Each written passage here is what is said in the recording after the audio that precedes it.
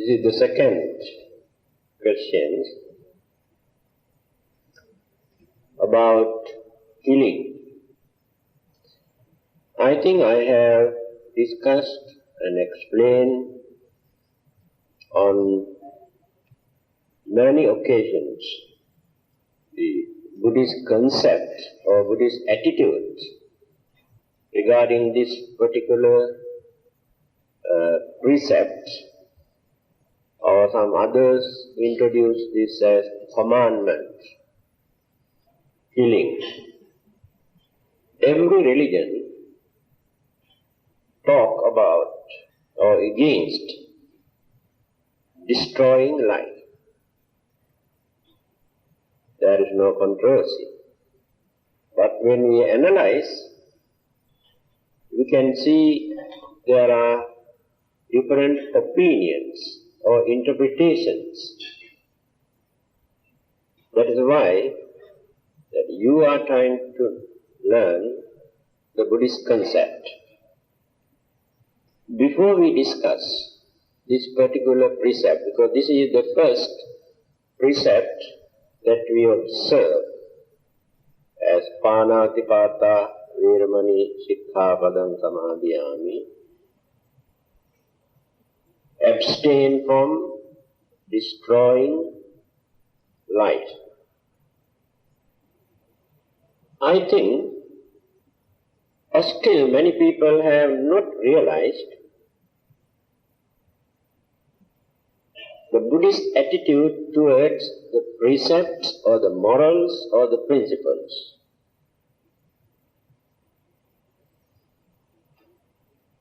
According to the Buddha or according to this teaching, all these precepts are not commandments or not religious laws. If not, they are not the commandments given by any supernatural living beings like gods. But all the other religions say something, that these are the commandments given by the God. Therefore, they try to introduce these precepts as religious laws, and they also enforce certain punishment for violating such commandments. So in Buddhism, you cannot find any religious punishment, but explain how you had to face the consequences or the bad effect. The bad effect we never regard as punishment given by somebody else, because it is natural.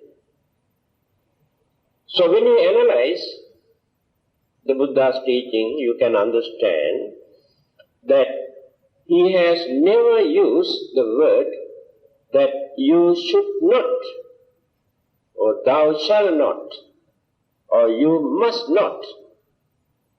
You cannot find such words. Then it will become a commandment or a law. So if you can understand this, there is no ground for you to come and ask, can I do this? Can I kill? Can I drink? Can I bluff? Can I steal? Whether it is permissible for me to do this or that. You cannot ask this question. So what the Buddha says is this: I am telling you all these, or I am giving you all these advices according to my own experience, not as a message given to me by any God, or not as a theory or belief or traditions or mythology, or not even a mere belief. according to my own experience. Then he says, when I was struggling life after life within this wheel of existence or samsara, I have committed so many bad deeds. I have done a lot of bad things. I realized how I had to suffer, how I had to pay for all the bad deeds that I have committed. That experience is more than enough for me to tell you the consequences if you also violate. Again he says, I have done so much good deeds, meritorious deeds, by rendering wonderful service to every living being, not only towards human beings. So I can understand how I experience wonderful, peaceful, happy, prosperous, healthy, satisfactory life because of all those good deeds that I have done. These are the two things. So I am giving you this advice for you to think, for you to understand. If you also don't like to suffer, then try to keep away. Try to abstain from those bad and evil and dangerous things. And it is not necessary to explain what are those bad things and evil things and wicked things. You can understand. Again he says, still, if you cannot understand, then consider in this way. This you can see in the Dhammapada. I have repeated this more than 100 times, I think. I am going on repeating again and again. Attanang upamang kattva nahaneya naghataye. These few words you can find in that book. If you cannot understand why killing and stealing and disturbing, why all those things are bad, then consider. When others try to come and kill you, disturb you, steal you, swindle you, how you feel?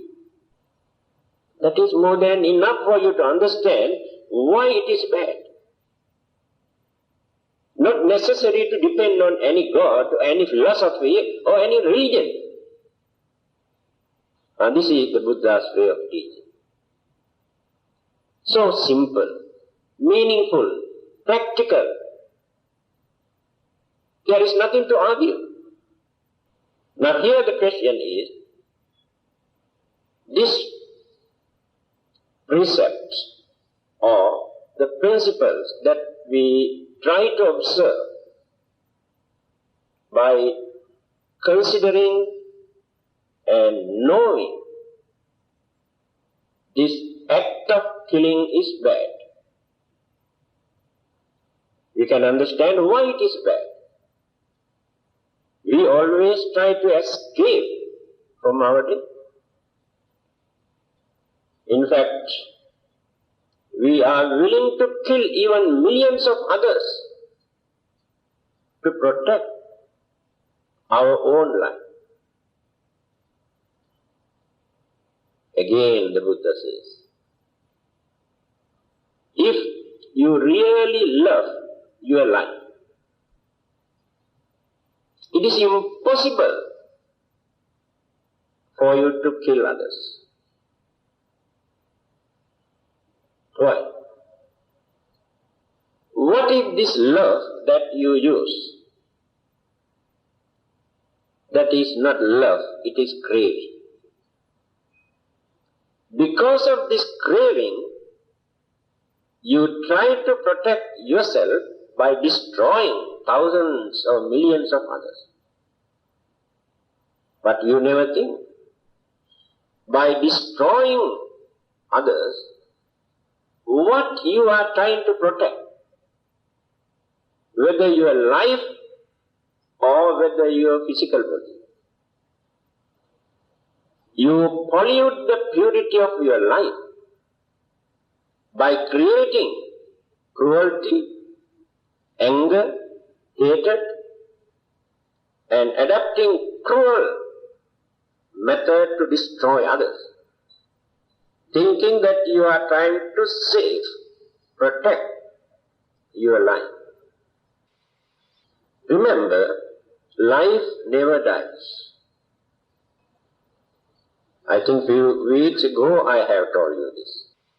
Life never dies. So if you try to protect your life, you cannot do that by destroying others. If you really love that life, you cannot kill others.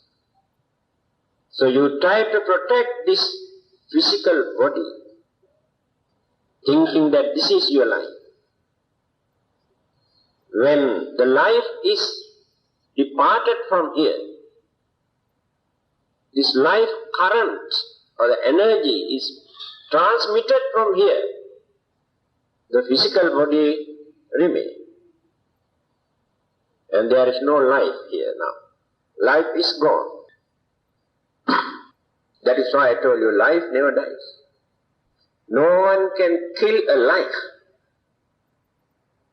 When we kill a person, physical body collapses or turn into pieces or ashes, but the life departs.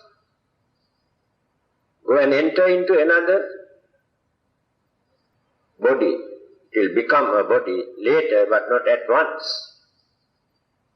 This is the nature of life. That is why the Buddha says, if you really love your life, you cannot kill another person. Because to kill, you have to pollute the purity of your life, not the body.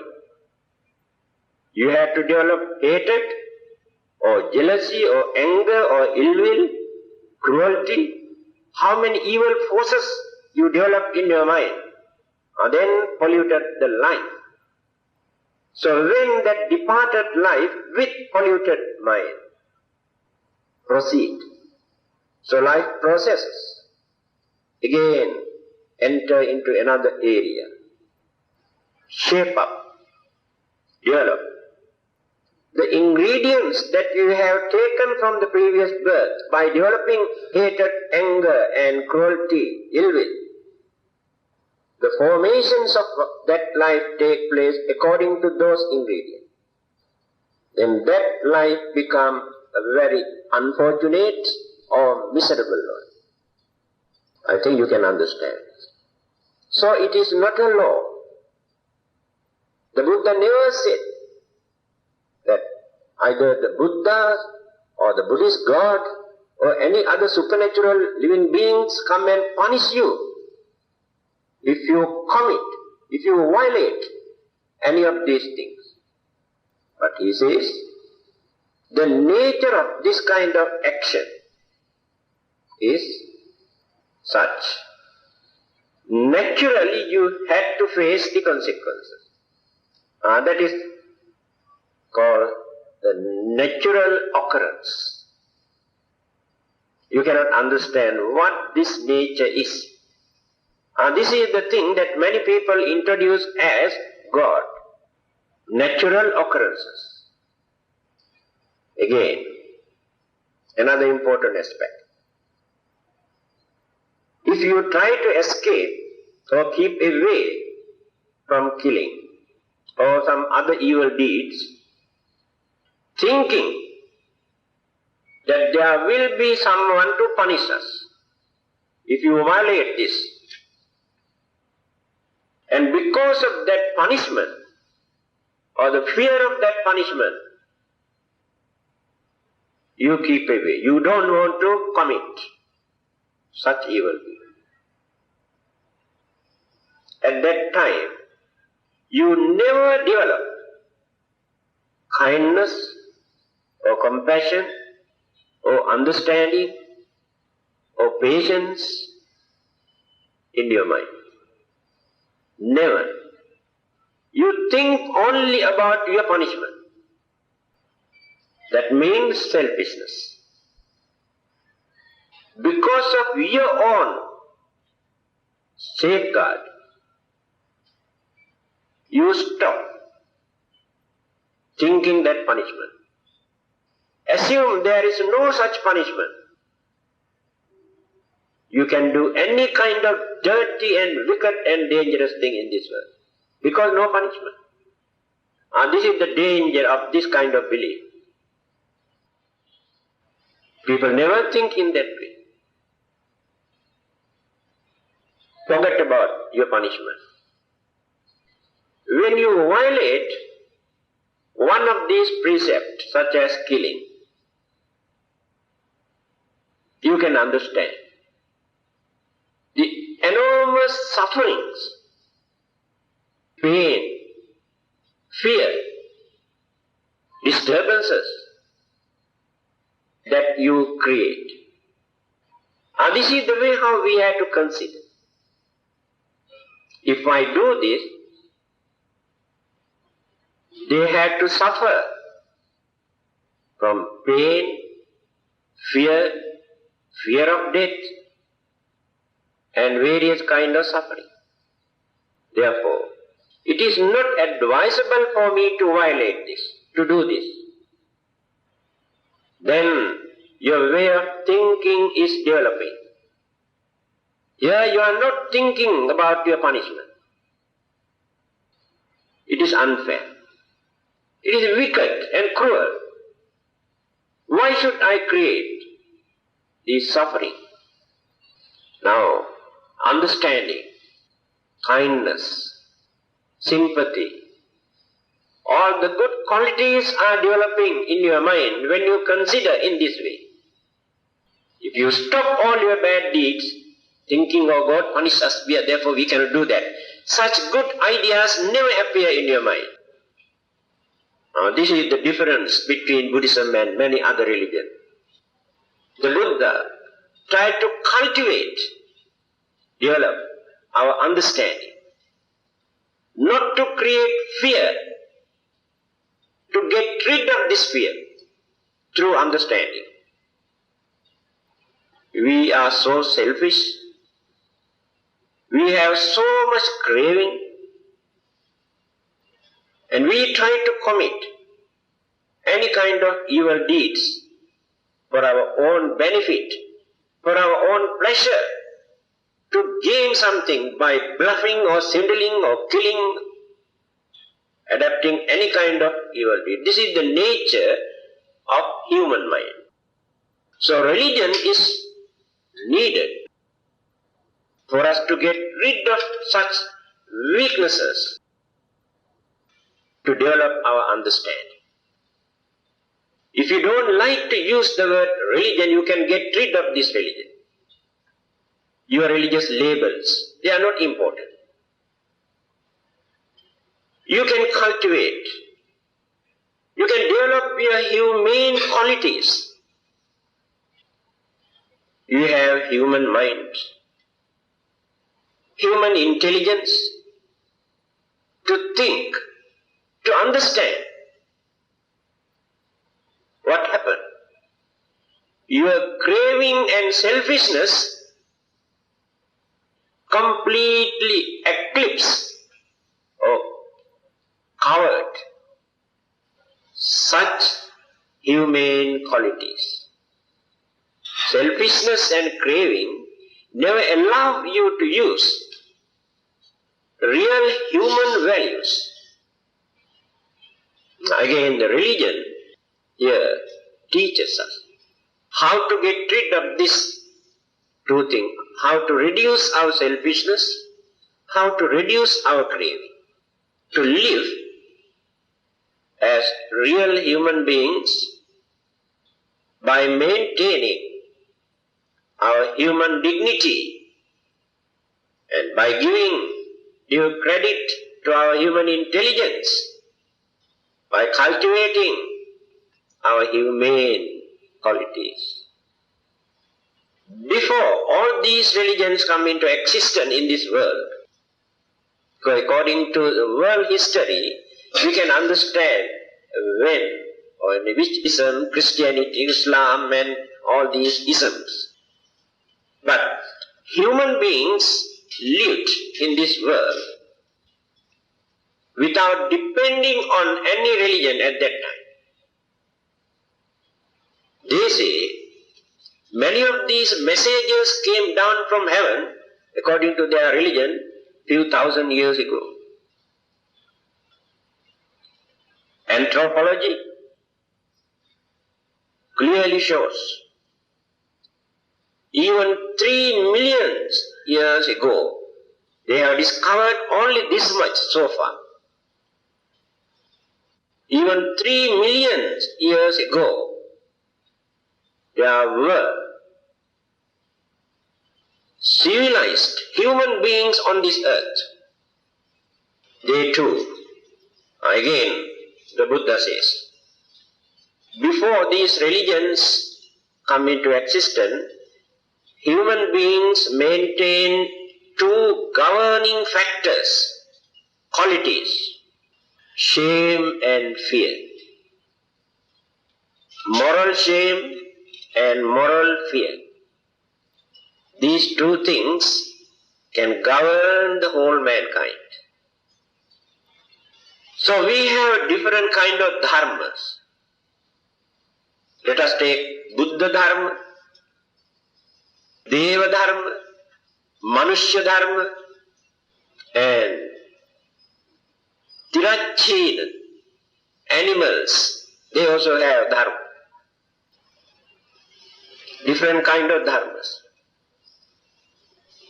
Now, we can keep sight. Buddha Dharma or Buddhism, don't touch this one. Let us take Manushya Dharma. Human values. Human values based on moral shame and moral fear. That means when we feel as human beings, it is a shameful thing for us to do such dirty thing, immoral thing, harmful thing. Manushya Dharma is there. Human values we can find there. Because sometimes animals also never do such dirty thing. As human beings, how can we do this kind of thing? Then, moral fear. What is this fear? Fear of torturing, fear of killing, fear of disturbing. By considering that this attitude can disturb others, violate others' peace and happiness, then naturally some sort of fear appear in our mind. It is not fear of punishment. So when we develop these 2 things, moral shame and moral fear, we maintain Manushya Dharma, human values. No religion there, without any religion.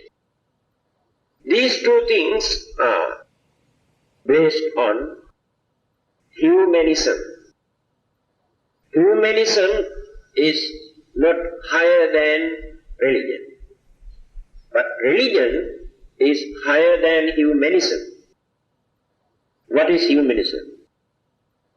By considering certain things are bad, therefore we should not do that. Certain things are good, therefore we must do. That's all. They cannot go beyond that. That is humanism. And then the Buddha says, when people could manage to lead peaceful life, by maintaining these two qualities, shame and fear. They were very happy. What is happening today? There are more than enough religions. Religions are in the marketplace today. They are selling their religion in the market, introducing just like patent medicines, by adapting all sorts of monkey tricks also. Religious competition, very unhealthy competition is going on all over the world.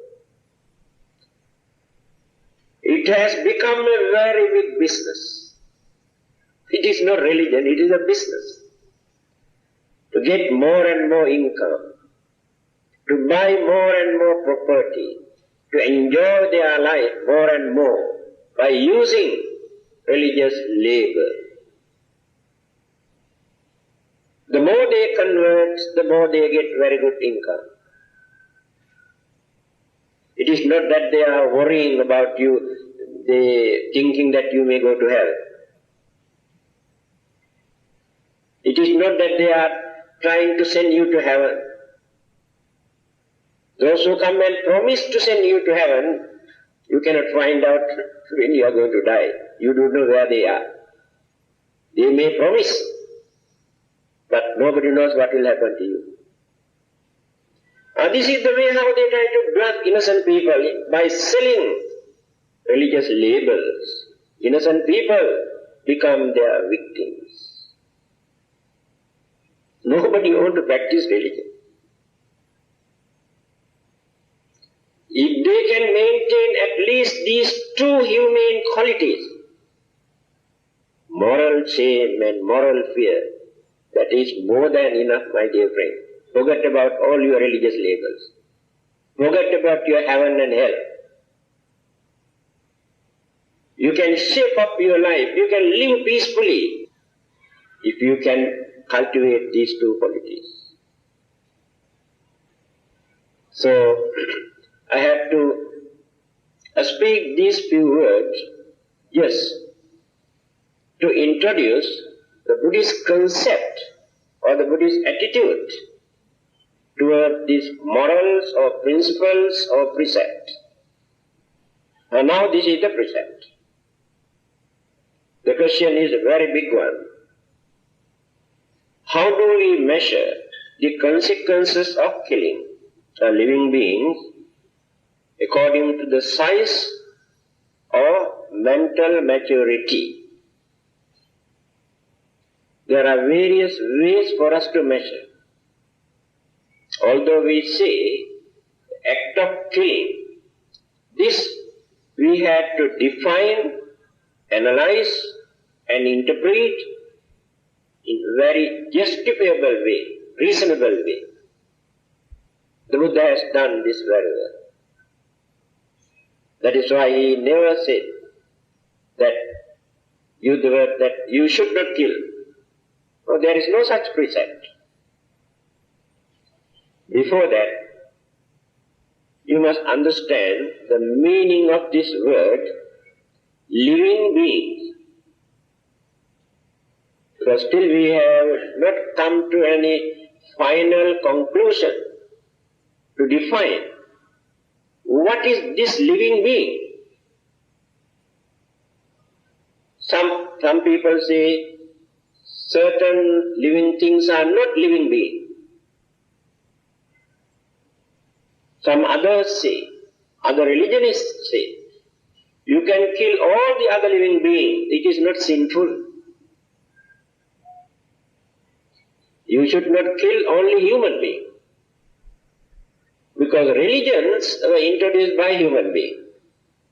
Therefore they say you should not kill human beings. If cow and cats and dogs can find out a religion, they also introduce thou shalt not kill a dog, thou shalt not kill a cow, because they are the one who discovered religion. What sort of justification is there? The definition given by the Buddha is very rational, scientific, psychological and meaningful. he used the word Pāna, Pànàtipàta, Pānātipàta. Pāna means life, Atipāta means separate or destroy. Then what is the definitions of this word used by the Buddha?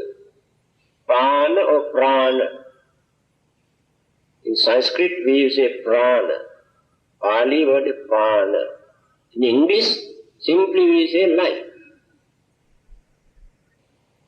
Prana means combinations of psychophysical factors.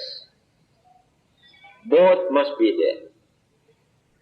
What is that? Now we have to analyze. And this analysis may take nearly half an hour. The Buddhism is so rich when we analyze.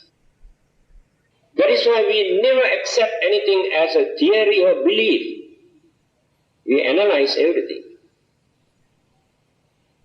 Psychophysical, in simple language, mind and matter.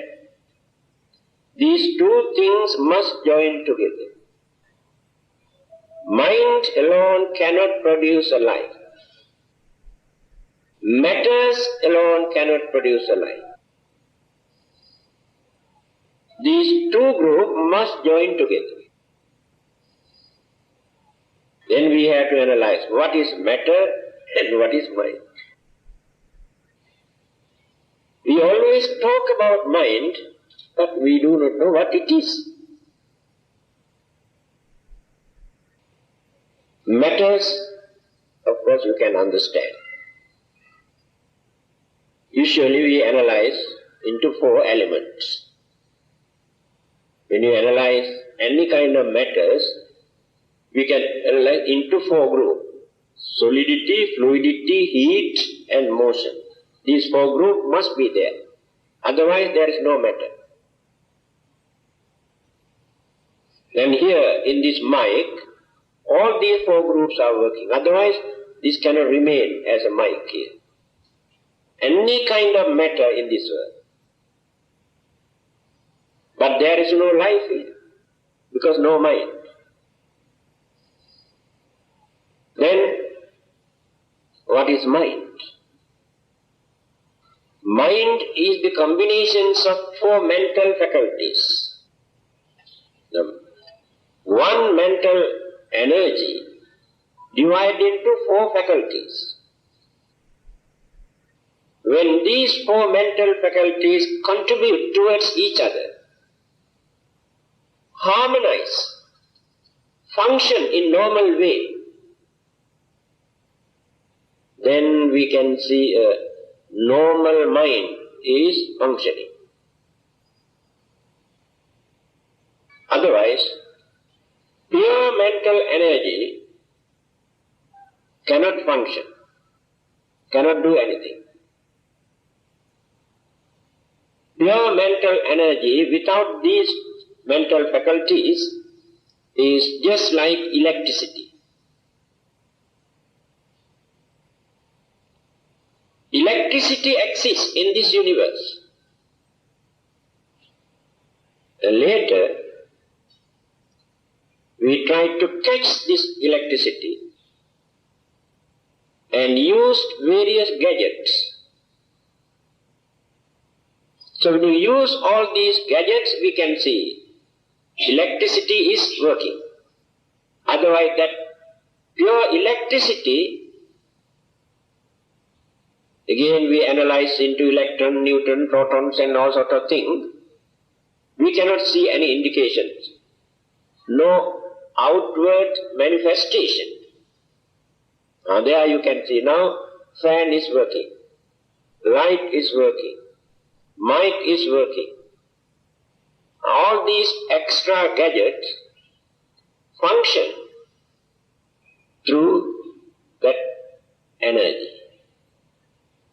So in the same manner, when that pure mental energy combine, cooperate or join with internal and external, energies, elements and objects. It's a very reasonable, meaningful interpretation given by the Buddha, mental analysis. Earlier, the Buddha has said, Pabhassaramidang bhikkhave cittang tanchako agantuke upakkilese upakkilittam. These sayings you can find in Anguttara Nikàya, Sutra Pitaka. Just now I told you, the pure mental energy cannot do anything, just remain as an energy, just like electricity. So, when the life is originated, pure mental energy remains. That pure mental energy cannot do anything, just remain as an energy. But what will happen later? Panchako agantuke upakkilese upakkilita. Later, when so many external objects through the five senses and the mind itself create object through one of the mental faculties there. What is that? This is another complicated one. One of the mental faculty is called storehouse of consciousness. All our mental activities which were deposited, what we have accumulated during our previous births, all our habits, good and bad habits, good qualities, virtues and evil things, all these things are our habits. That particular mental faculty inbuilt some of those habits that we have developed, accumulated during the previous birth. Then the mental pollution started from there. Mental pollution means many of those good things also become mental pollution. Why? Good and bad, these two words we use according to our own convenience. When we get few 100,000 first prize social welfare lottery ticket, we say very good. It is good. But this goodness that we accepted can create so many bad effects. And this is the nature of every good thing that we accept as good. Now, for instance, we cannot say either the Buddha is good or bad. We cannot say Buddha is good, because this word good we use by measuring our worldly way of life. Because to many others, Buddha is very bad. Even today, many other religions say Buddha is a devil. To them, Buddha is very bad. Therefore, how can you say Buddha is good? The Buddha has gone beyond this limit of good and bad. Please remember this. We measure everything in this world as good and bad according to our own pleasure and taste and convenience. The Buddha has gone beyond all the world. It is called worldly and mundane worldly. Above this world system. We cannot understand this. You can say that our Buddha is better than your Buddha. When Chinese erect a Buddha image with Chinese face, then you say, oh, our Buddha is better than your Buddha. When Indian erect a Buddha image according to Indian face, they say our Buddha is better than Chinese Buddha. This is the way how we value the Buddha. Everything in worldly sense we value. So, these four mental faculties completely muddle up, pollute the purity of the mind. So this knowledge is important for us to handle this mind very carefully.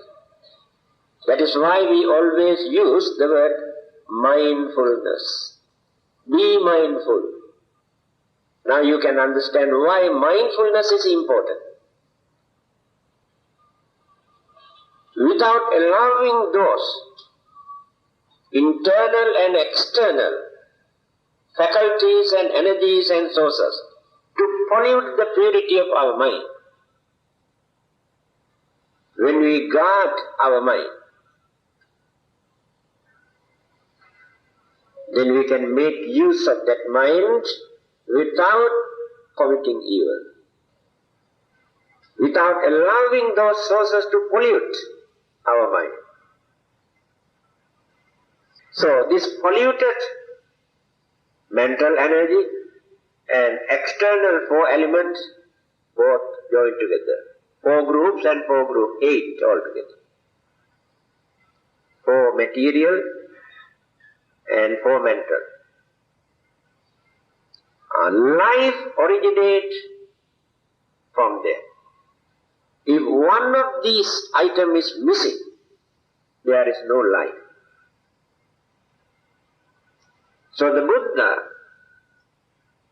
point out only this life. But without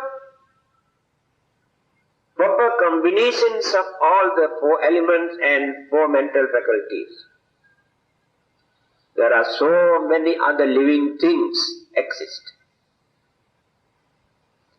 So we cannot accommodate them as real living beings. Even plant life also living beings to many others. But many things are missing there. Elements, all are there. But when you analyze the mental faculties, only certain degrees of sensation remain there. That's all. Some sort of feeling. Otherwise, the tree cannot grow. Take food. Sensation must be there. But it is not a fully developed life. No thinking power, no consciousness, no perception, no storehouse of consciousness in that plant. And that is why we cannot regard this as a fully developed life. But life processes are there. So in the same manner, there are so many other living things, such as germs, bacteria, virus, and many other things, cannot accommodate as fully developed life. Because people always ask this question. There are so many things to discuss under this. So now I have analyzed the real meaning of life from the Buddhist point of view. Now, this question is, how are we going to measure? According to the size, take an elephant or a mosquito. Now we know the difference. So when you kill an elephant or a mosquito, but don't forget, both are lives. Now is there any difference in your consequences or the effect or the bad karma? Yes, there is. Buddhism pointed out the karmic effects we increase or reduce according to the validity of a life. Now you know the value of an elephant and value of an mosquito. And different degrees. Now you kill a human being or an elephant. We can measure human life is more valuable than elephant's life. Again differ the degrees of karma. Again you kill a wicked human being, and a man who is harmless, supposed to be a virtuous man, good man. The reaction or the karmic effects again differ. The validity, when you value this bad man and the good man, harmless man. Again you kill a man who can render valuable service to others, and another one a useless man or stupid man. Karmic effects again differ. Again you kill a holy man, perfect, like Arahantas, an ordinary man also harmless.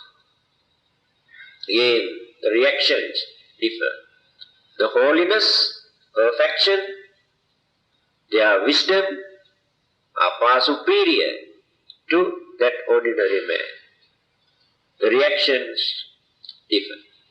So according to the size and the validity, another way. Living beings who can exist, say a few hundred years, longevity, lifespan differ. A mosquito may live 1 or 2 weeks. Some people say frogs, turtles, certain reptiles can live 200-300 years. So again, the reactions of that act of killing differ according to the lifespan. But we cannot say all these living beings are the same. Life is life, killing is killing. So the reaction must be the same. No, this is the way how we have to analyze. Now let us take another. So when we are going to do this act of killing, our mental attitude is the most important thing. How far we have developed our anger, hatred, or jealousy, or craving, or to take revenge. The more you develop all these evil thoughts in your mind to do that, the more you have to face the consequences. Because you have polluted your mind, poisoned your mind for a long period. Take for instance, you want to kill a man. And you are going on planning, thinking, discussing, preparing for that for some time. You know how many millions and millions of millions or billions evil thought you have created during this period to do that. So you have increased so many degrees of the gravity of this act of killing. Another man kill a person instantly. He never had the idea that he want to kill. His anger or some evil force suddenly flare up. He could not tolerate, kill on the spot. See the difference now. One man was planning, thinking, developing all the evil thoughts in his mind for a long period. Another man, without creating these things earlier, suddenly this evil thought appeared and killed. Reactions differ because he did not pollute his mind for a long time. Even the existing laws today regard this as culpable homicide. No death penalty. Now see how Buddhism can agree with this.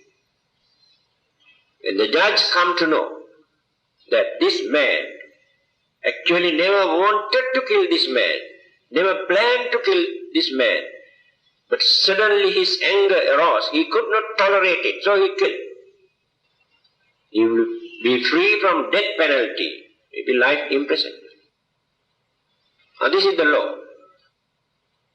Then, motive. What is our motive? Or why we want to kill? Another definition. We kill when we could not tolerate our hatred or anger or jealousy. We kill when our craving is very strong in our mind, either for our protection or to take something. Craving is behind. We kill due to suspicion. We suspect.